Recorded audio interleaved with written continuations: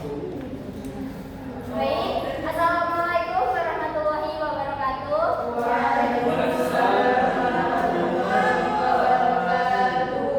Alhamdulillahirabbil alamin. Shalatu wassalamu ala asyrofil anbiya'i wal mursalin wa ala alihi washabihi ajmain, amma ba'du.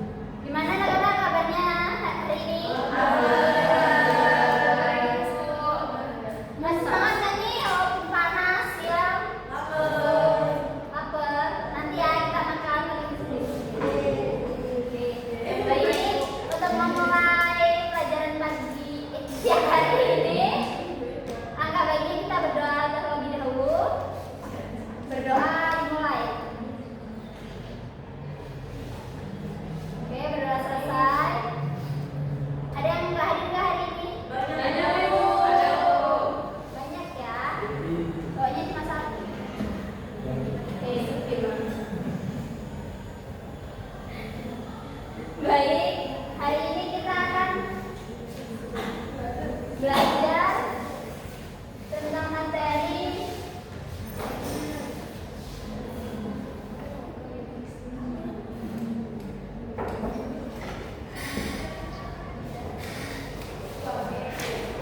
pinjilan yang maju. Assalamualaikum. Oke, memahami akidah Islam. Ada yang tahu nggak akidah itu apa? Nggak tahu.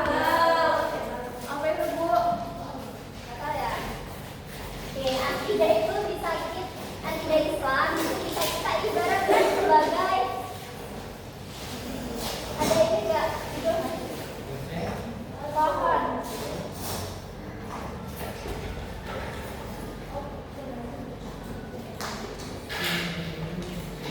Sebagai pohon, di mana akar itu diibaratkan sebagai akidah,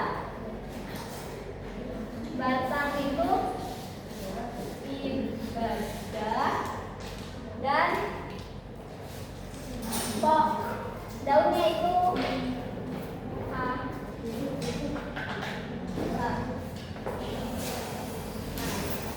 akidah itu berasal dari kata akidah ya, yang berarti tali pengikat sesuatu dengan yang lain sehingga menjadikan satu kesatuan yang tidak dapat dipisahkan. Nah, kalau masih bisa dipisahkan itu namanya itu belum akidah. Kalau dia udah nggak bisa dipisahkan itu akidah. Dalam kajian Islam, akidah itu berarti tali pengikat bagi manusia kepada yang diyakini sebagai Tuhan yang Maha Esa. Sedangkan menurut Saltut, akidah adalah fondasi yang atasnya yang dibangun berhukum syariat. Kan sebagaimana yang telah kita ketahui itu ya, kita itu di agama Islam itu ada 4 sumber ya. Al-Quran, As-Sunnah, Ijma, sama Qiyas. Nah, kalau akidah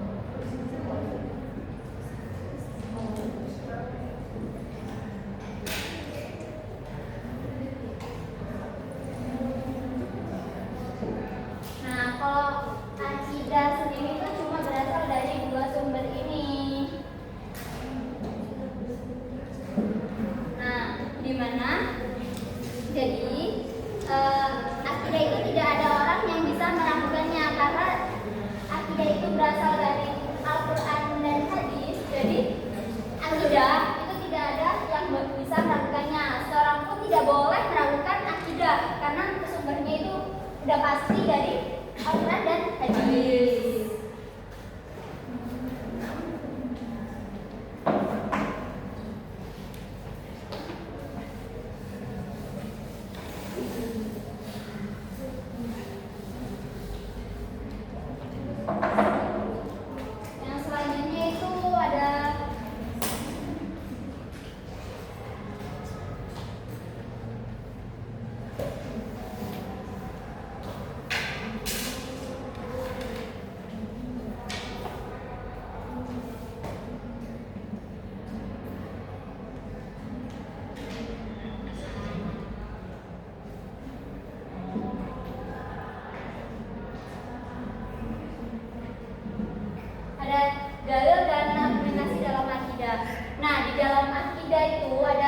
terdapat dua jenis dalil. Yang pertama, lihat nggak? Akli.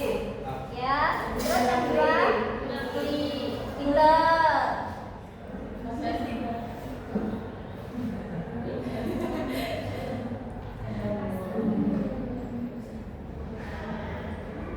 Nah, dalil akli itu yang didasari pada akal, penalaran, atau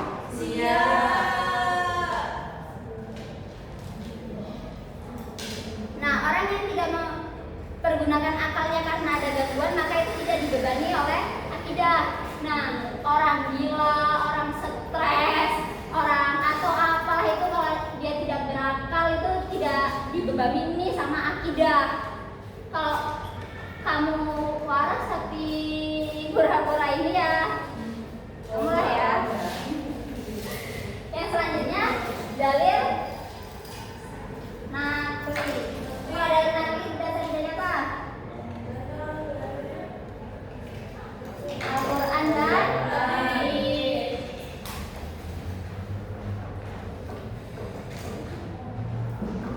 Dari Al-Quran dan hadis. Walaupun akal manusia itu kan dapat memiliki kemajuan yang pesat ya, entah itu di bidang teknologi atau di bidang apapun itu ya. Namun harus disadari walaupun manusia memiliki akal yang kuat, tetapi tidak bisa menggantikan Al-Quran dan hadis. Manusia itu tidak mampu menyelidiki hal yang gaib ya. Untuk mengetahui yang gaib kita itu harus puas dengan wahyu Allah. Nah, wahyu itulah yang disebut dengan dalil nakli. Iya. Jadi mau sepinter apapun kita, sejenius apapun kita itu tidak bisa melampaui Al-Quran dan hadis. Mau entah itu dia udah profesor, doktor, insinyur atau apalah itu, nggak bisa. Kebenaran dalil nakli ini bersifat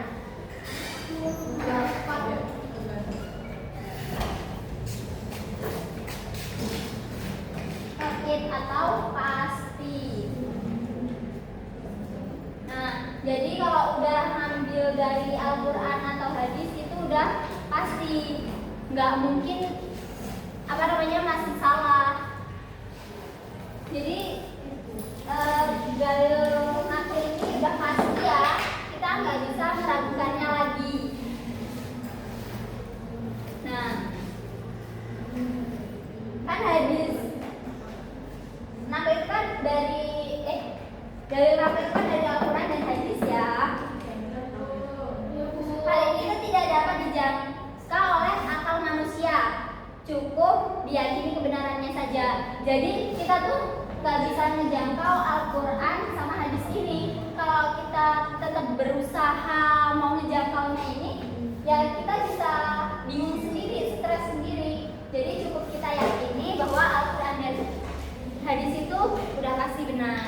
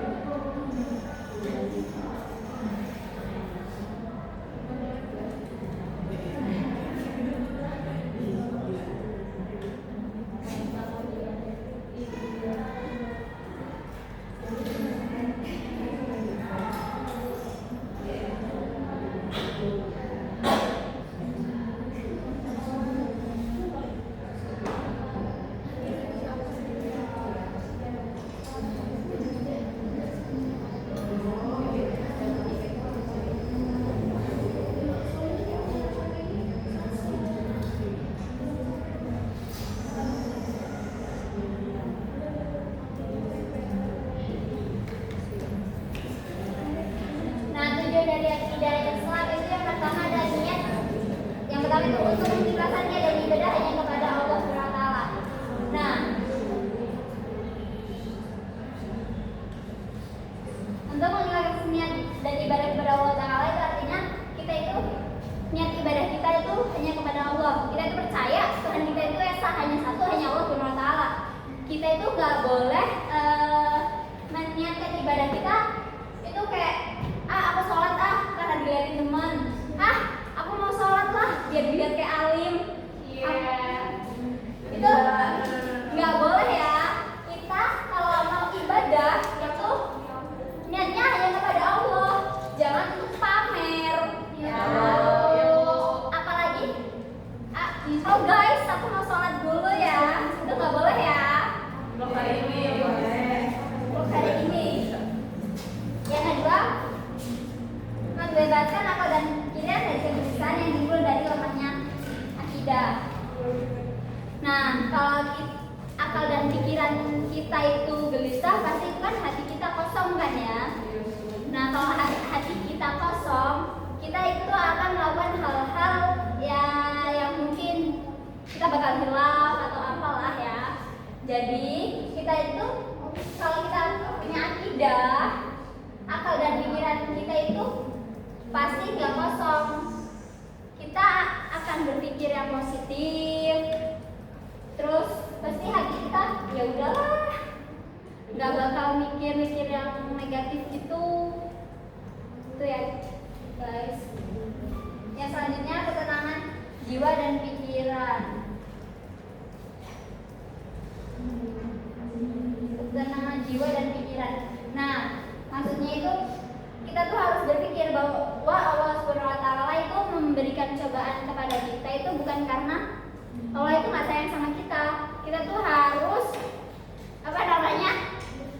percaya sama Allah bahwa kalau Allah memberi ujian kepada kita itu karena Allah Subhanahu wa taala masih sayang pada kita. Jangan malah dikasih cobaan, ih ya Allah kok kayak gini banget sih. Jangan ngeluh ya. Kita itu harus menjalaninya dengan ikhlas. Nggak boleh ngeluh, belum dijalanin aja ngeluh. Kita tuh harus berpikir positif terus. Yang selanjutnya, meluruskan perbuatan yang menyimpang. Kalau kita punya akidah, itu kita tuh tidak akan melakukan perbuatan yang menyimpang. Kita nggak bakal melakukan hal yang dilarang oleh Allah Subhanahu wa taala, tapi kita akan melakukan hal-hal yang diperintahkannya. Yang terakhir, meraih kebahagiaan dunia dan akhirat. Kalau kita punya akidah, itu kan pasti berpikir positif dan kita akan melakukan hal-hal negatif tanpa melakukan kita akan melakukan hal positif dan meninggalkan hal-hal negatif. Nah, kalau kita di dunia aja udah positif tuh, kita tuh nggak bakal berpikir yang aneh-aneh, yang enggak kan ya. Jadi kita tuh bakal tenang, bahagia dan tenang di dunia, dan akhiratnya itu bakal ikut karena kita itu nggak melakukan hal negatif itu.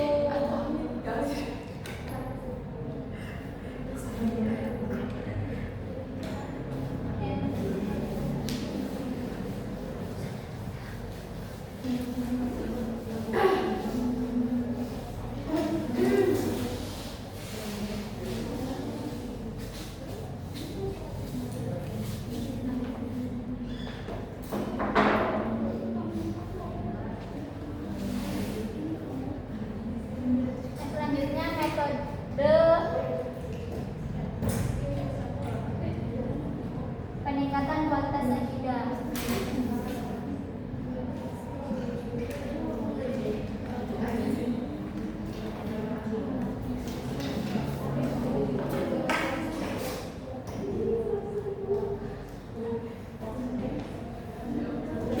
Metode peningkatan kualitas akidah. Nah, seorang muslim itu harus mempunyai kualitas akidah yang baik ya, yaitu akidah yang benar, kokoh, dan tangguh. Kualitas akidah itu tidak hanya diukur dari hanya percaya kepada Allah saja, tetapi harus dibuktikan dalam kehidupan sehari-hari. Nah, percuma kalau kamu percaya sama Allah Subhanahu wa taala,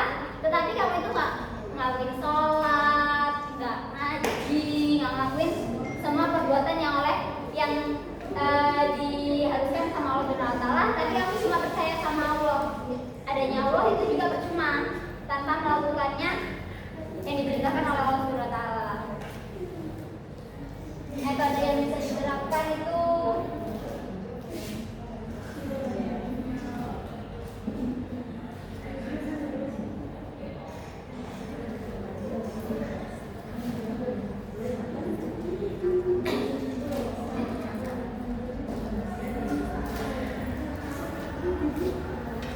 melalui kebiasaan dan keteladanan.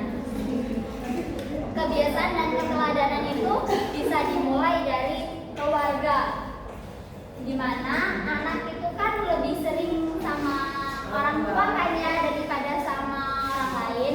Nah, kalau orang tuanya ini aja jarang sholat, nggak pernah ibadah, itu kan pasti anaknya akan ikut ya kan? Karena anak itu meniru orang tua. Tetapi kalau orang tuanya itu aja sholatnya rajin, tepat waktu, sering ngaji, itu pasti anaknya ikut. Karena madrasah pertama anak itu kan ibu, bukan ya? Jadi kalau orang tuanya taat, pasti anaknya akan ikut taat. Begitu kan kalau orang tuanya sholat aja udah berat, anaknya bisa jadi ikut seperti orang tuanya. Dan kedua, metode yang kedua itu ada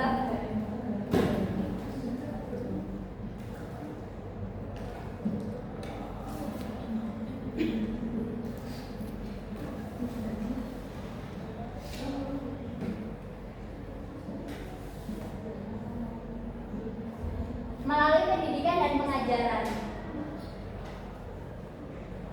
Pendidikan dan pengajaran itu bisa dimulai dari keluarga, masyarakat, atau sekolah ya, dimana anak itu juga selain butuh kebiasaan dan keteladanan atau aksi, dia itu juga butuh ini juga pengajaran atau materi. Kalau anaknya cuma dikasih keteladanan sama kebiasaan juga, itu nggak bisa tanpa adanya penjelasan. Jadi orang tua juga itu harus memberi pengajaran pada anaknya. Ini loh, kita harus sholat, bahwa sholat itu penting, sholat itu diwajibkan dalam agama Islam, itu juga penting ya, anak itu harus tahu.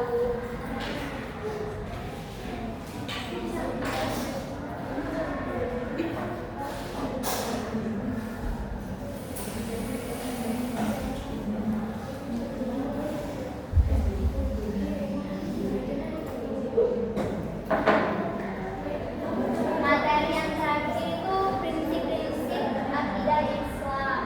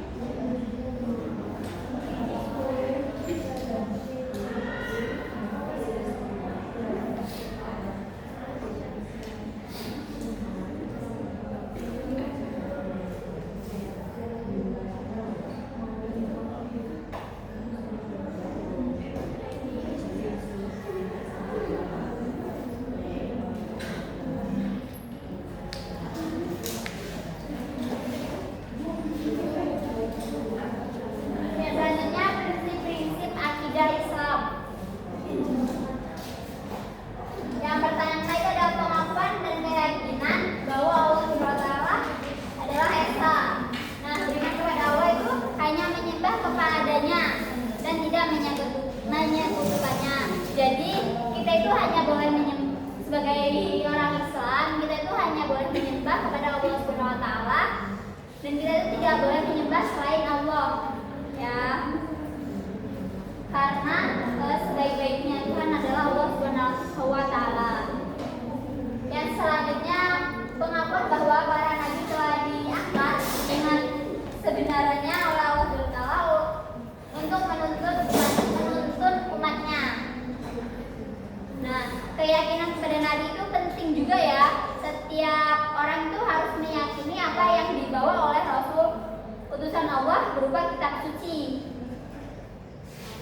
Kalau kita meyakini kebenaran kitab suci, maka kita memiliki pedoman di dunia.